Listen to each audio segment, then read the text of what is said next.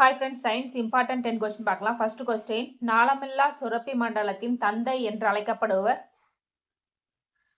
Answer C, Thomas Addison. Next question, மனித ரத்தம் எத்தனை வகைகளாக பிரிக்கப்பட்டுள்ளன? Answer B, 4. அவை என்னன்னா A, B, AB, O என 4 வகைகளாக பிரிக்கப்பட்டுள்ளன. இதன் கீழ் A positive, A negative, B positive, B negative என பல்வேறு வகைகளாக பிரிக்கப்பட்டுள்ளன. நெக்ஸ்ட் கொஸ்டின், இரத்த பிளாஸ்மாவின் நிறம்? ஆன்சர் A, மஞ்சள். நெக்ஸ்ட் கொஸ்டின், உடலின் வீரர்கள் என்று அழைக்கப்படும் இரத்த அணுக்கள்?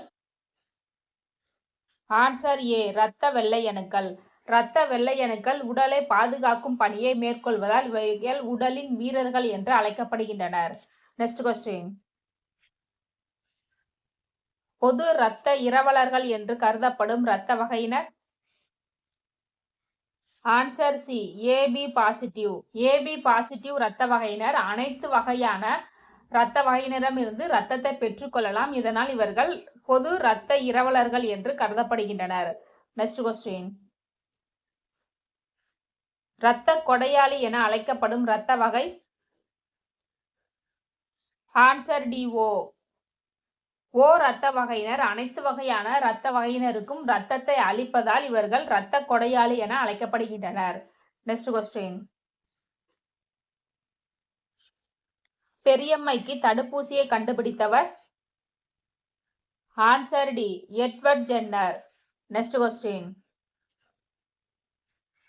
நவீன வேதியியலின் தந்தை என்று அழைக்கப்படுவர்?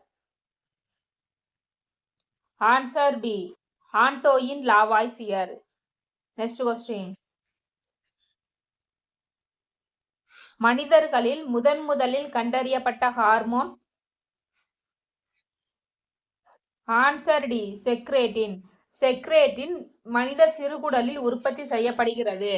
Next question,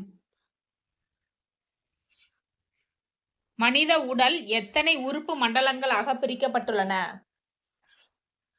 answer C, 8. Okay friends, இந்த வீடியோ யூஸ்ஃபுல்லாக இருந்துச்சுன்னா லைக், கமெண்ட் அண்ட் சப்ஸ்கிரைப் பண்ணுங்க. தேங்க்யூ.